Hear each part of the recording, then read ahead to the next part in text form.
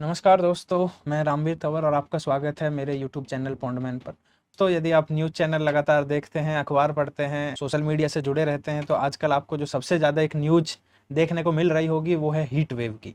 तो आज हम इसी वीडियो के माध्यम से हम समझेंगे कि हीट वेव एक्चुअली होती क्या है, तालाबों का और हीट वेव का आपस में क्या संबंध है, कैसे हम हीट वेव को कम कर सकते हैं, हीट वेव से होने वाले जो नुकसान है उसको हम कैसे कम कर सकते हैं, उससे हम बचाव कैसे कर सकते हैं, वो सारी चीज़ें हम देखने वाले हैं। मैं अपने यूट्यूब चैनल पॉन्डमैन के माध्यम से हर सप्ताह आपके साथ जुड़ता हूँ एक नए टॉपिक के साथ, और हम उसमें देखते हैं कि कैसे तालाबों को रिजुवनेट करने से हम उस टॉपिक को कैसे हम रिलेट कर सकते हैं और कैसे बहुत सारी चीज़ें हमारे इर्द गिर्द जो होती हैं वो तालाबों से संबंधित होती हैं।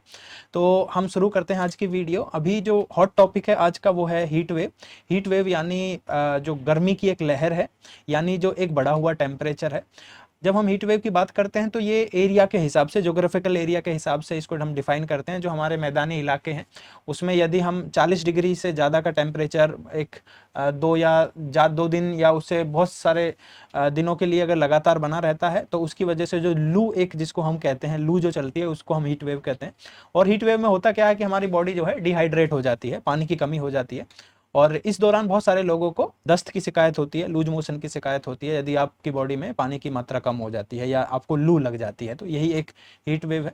यदि मैं बताऊं तो अभी सच बताऊं तो मेरे साथ जो लोग काम करते हैं, मेरी टीम मेंबर जो काम करते हैं, लगभग हम 15 से 20 लोग हैं जो बहुत क्लोज कोऑर्डिनेशन में काम करते हैं, जो साइट पर तालाब पे रह के काम कर सकते हैं। उसमें से लगभग 15 लोगों में से अभी 10 लोगों को लूज मोशन हो रखे हैं।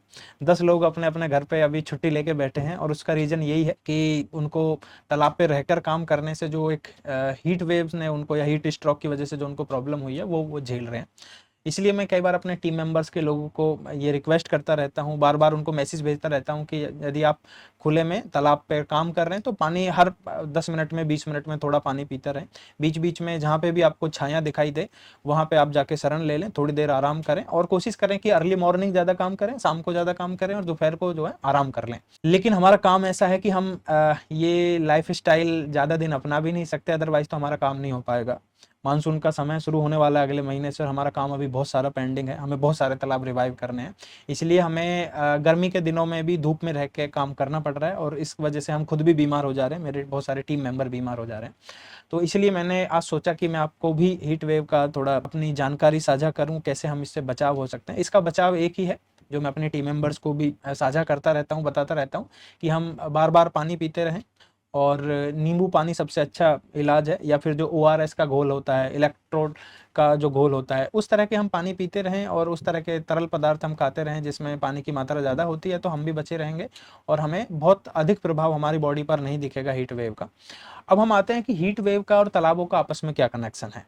हीट वेव का और तालाबों का सच में आपस में एक गहरा कनेक्शन है, क्योंकि बहुत सारी कंट्रीज़ में ये प्रैक्टिकली ये रिसर्च हुआ है, और ये देखा भी गया है कि जहाँ पे एक नेचुरल वाटर बॉडी होती है, एक नेचुरल हेल्दी वाटर बॉडी होती है, वहाँ 1 किलोमीटर तक का जो एरिया होता है उसको ठंडा करने में हमारी नेचुरल वाटर बॉडीज काम आती हैं। यदि कोई लू या गर्म हवा पानी के संपर्क में जब बहती है तो वो क्या करती है, उस हवा को, गर्म हवा को ठंडा कर देती है, और उसके आसपास का जो एरिया होता है वो भी ठंडा होने लगता है, या उतना हानिकारक वो नहीं होता है आसपास का एरिया। इसलिए आपने देखा होगा कि समुद्र के आसपास का जो एरिया होता है वहाँ पे बहुत टेम्परेचर ज़्यादा नहीं बढ़ता है।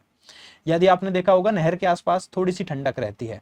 वो सारी चीजें इसलिए रहती हैं क्योंकि पानी के संपर्क में आने से हवा ठंडी होती है, और पानी अपने आप में बहुत सारी जो गर्मी है, बहुत सारा जो टेम्परेचर है, हीट है, उसको अपने आप अंदर एब्जॉर्ब कर लेता है।